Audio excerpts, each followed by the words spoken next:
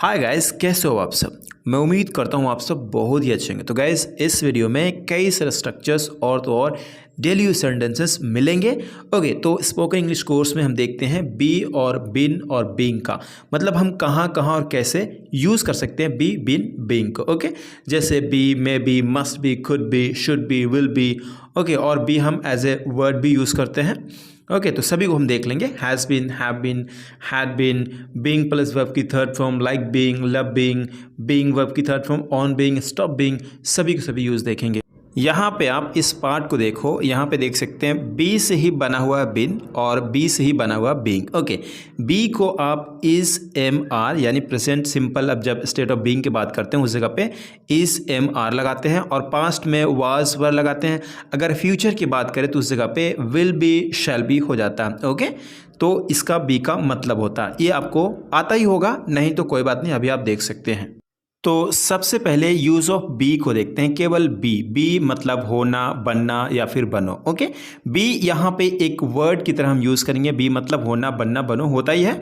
जैसे be brave, बहादुर बनो, इसे हम कैसे यूज कर रहे हैं? इंपैरेटिव में यूज कर रहे हैं, मतलब कि ऑर्डर में यूज कर रहे हैं। हम किसी को ऑर्डर बोलते हैं, वहां जाओ, गो देयर। गो एक वर्ड है। ओके, राइट, यहाँ पे गो क्या है? वर्ब है। तो उसी तरीके से बी को भी हम एज ए वर्ब यूज करते हैं। बी ब्रेव, बहादुर बनो, ईमानदार बनो, बी ऑनेस्ट, खुश रहो, बी हैप्पी, सावधान रहो, बी केयरफुल। ओके, इसी तरीके से आप कई सारे आप सेंटेंस बना सकते हैं, जो कि ये शॉर्ट सेंटेंस होता है यूजिंग बी। आप कई सारे सेंटेंस बना सकते हैं। ओके, तो आगे हम बढ़ते हैं। अब बी का अगला यूज देखते हैं। जैसे हम मॉडल्स में भी यूज कर सकते हैं, इट मे बी ट्रू, यह सच हो सकता है। यहाँ पे मैं पॉसिबिलिटी की बात करता, लेकिन अभी हम बी को समझ रहे हैं। ओके, आप मॉडल्स को भी समझ सकते हैं। सिंपल, जैसे क्या होता है, अगर 50% चांस आपको लगता है कि यह सच हो सकता, मान लो कि किसी बात पे बहस चल रही है, तो आप कहते हो कि किसी ने स्टेटमेंट दी, तो आप कहते हो हाँ ये सच हो सकता, बट आप ये कहना चाहते हो कि सच हो सकता, जो मेरा मतलब इसमें सहमति की जो बात है उसमें केवल हम 50% दे रहे हैं, मतलब शेयर कर रहे हैं इसमें, उससे ज़्यादा नहीं कर सकते, क्योंकि मुझे ऐसा लग रहा है कि हाँ ये सच हो सकता। तो यहाँ पे क्या होता है, मे का मतलब 50% आप अंदाजा, अनुमान लगा करके कहते हैं। ओके, आपको सच्चाई पता नहीं होता, उस जगह पे आप मे को यूज़ करते हैं। और तो और मे की जगह पे और भी चीज़ें यूज़ की जा सकती है, लेकिन सबका एक परसेंटेज होता है, मतलब सबका एक अंदाजा अलग अलग होता है। जैसे कि मस्ट बी, वुड बी और कुड बी, सभी को यूज़ किया जा सकता है, लेकिन सभी का मीनिंग थोड़ा डिफरेंट होगा। मस्ट बी का मतलब हाँ हाँ पक्का सच हो सकता है, वुड बी का मतलब 80%, राइट, और कुड बी का मतलब वही 40% और 20-30 कह सकते 30% कुड, लेकिन ज़्यादातर कुड यूज़ होता है। आप भी यूज़ कर सकते हैं, नो डाउट। ओके, चलिए आगे बढ़ते हैं। अगला सेंटेंस है, मुझे देरी हो सकती है, मतलब मैं लेट हो सकता हूँ, आई मे बी लेट। उसी तरीके से आप शुड में यूज़ करिए। जैसे रवि को दफ्तर में होना चाहिए, Ravi should be in the office, Ravi should be in the office. अगला सेंटेंस है, उसकी जगह पर तुम हो सकते थे, उसकी जगह पर तुम हो सकते थे, you could be at his place. यहाँ पे इस तरह से लिया गया, जैसे कि अगर कोई पास्ट एबिलिटी, मतलब पास्ट एबिलिटी को अगर बताना हो तो उस जगह पे सिंपली कुड को यूज़ कर सकते हैं। कुड का और भी यूज़ है, जैसे तुम वहाँ जा सकते थे, you could have gone there, ये अलग बात है। ओके, आपने चांस को मिस कर दिया, मतलब चांस था कि आप वहाँ जा सकते थे, लेकिन यहाँ पे अगर सिंपली अगर आप कई बार क्या होता है कि आप स्टोरी टेलिंग कर रहे हैं, जैसे जब मैं बच्चा था तो मैं दौड़ सकता था, when I was kid I could run, उस सेंस में यहाँ पे यूज़ किया गया है। ओके, तुम पक्का 30 साल से ऊपर के हो, you must be above 30 years old. अगला यूज है shall be, will be. Okay, shall be, will be. Shall का तो ज़्यादातर यूज़ ऐसे करते हैं लोग, परमिशन लेने के लिए यूज़ कर सकते हैं, जैसे शैल आई गो, क्या मैं जाऊँ, शैल आई रन, क्या मैं दौड़ूँ, शैल आई गो देयर, क्या मैं वहाँ जाऊँ, इस तरह से आप यूज़ कर सकते हैं। लेकिन आप ये एक और यूज़ देखेंगे, डॉक्यूमेंटेड, मतलब कोई डॉक्यूमेंट वगैरह या गवर्नमेंट हो गया या फिर जो भी डॉक्यूमेंटेड होता है उसमें आप शैल बी को यूज़ ज़्यादा देख सकते हैं। ओके, फॉर्मली यूज़ किया जाता है। Will be general, in general आप इसे यूज़ कर सकते हैं। सिंपल, जैसे मैं कल उपस्थित रहूँगा, I will be present tomorrow, I shall be present tomorrow, ऐसे कहा जा सकता है, लोग कहते भी हैं, लेकिन अभी की डेट में विल को ज़्यादा प्रेफर किया जाता है और विल ही यूज़ किया जाता है। अगर डॉक्यूमेंटेड की बात करें तो शैल आपको देखने को मिल जाएगा। ओके, तो आप बिल्कुल विल बी को यूज़ करिए, नो डाउट, आपको कुछ भी डाउट करने की जरूरत नहीं है। ठीक है, तुम्हें कल बुलाया जाएगा, you will be called tomorrow, you will be called tomorrow, ये आपका पैसिव है, ये फ्यूचर इंडेफिनिट टेंस का पैसिव है। Okay, you will be called tomorrow, जैसे आप कह सकते हैं तुम कल आओगे, यू विल कम टुमारो, ये एक आपका एक्टिव हो गया। अगर आपको कहना तुम्हें कल बुलाया जाएगा तो कहेंगे you will be called tomorrow. अब किसके द्वारा, तो आप नहीं दिखाना चाहते तो मत दिखाइए, क्योंकि ये पैसिव ऐसा ही होता है। ओके, सिंपल है, एक्टिव टू पैसिव बनाना बहुत ही आसान होता है। राहुल को दिल्ली ट्रांसफ़र कर दिया जाएगा। Rahul will be transfer to Delhi. तुम एक अच्छे कलाकार बनोगे। You will be a good artist. You will be a good artist. Ravi को सजा मिलेगी। Ravi will be punished. Automatic passive में क्या होता है कि कौन देगा उसे हटा दिया जाता है, तो सिंपली आप बना देंगे पैसिव में। ओके, कल स्कूल बंद रहेगा। The school will be closed tomorrow. Guys, अगर आप 600 से प्लस एडवांस इंग्लिश स्ट्रक्चर्स का ई बुक चाहते हैं तो उसके लिए आपको इस वीडियो के डिस्क्रिप्शन में लिंक दी गई है। 2 लिंक है जिसको आप चाहें यूज़ कर सकते हैं और इसे डाउनलोड कर सकते हैं केवल 119 रुपीज़ में। तो आइए हम बिन का यूज़ देखते हैं। यूज़ ऑफ बिन। बिन को हम कहाँ और कैसे यूज़ कर सकते हैं। ओके, सबसे पहले प्रेजेंट परफेक्ट टेंस में यूज़ कर सकते हैं हम। जैसे काम खत्म हो गया है। काम खत्म हो गया है। आप यहाँ देख सकते हैं ये पैसिव का सेंटेंस है। किसने खत्म किया वो जिक्र नहीं है, बल्कि काम खत्म हो गया है, तो इसे हम पैसिव में बनाते हैं। पैसिव बनाने का नियम बड़ा ही सिंपल होता है। हैज़ के बाद जो वर्ब की थर्ड फॉर्म होता है उससे पहले बिन लगा देते हैं, उसके बाद बन जाता है पैसिव। सिंपल इसका रूल होता है, बट आप अभी इतना ध्यान रखेंगे तो भी आपको समझ में आ जाएगा। The work has been finished. Okay, मुझे निमंत्रण किया गया है, मतलब दिया था, मिला है। Okay, I have bin invited. ये तो आपने पैसिव में देखा। एक्टिव में भी आप यूज़ कर सकते हैं। जैसे आप अच्छे रहे हो। आप हमारे साथ काइंड रहे हो, मतलब बिन को यूज़ करेंगे। You have been kind to me.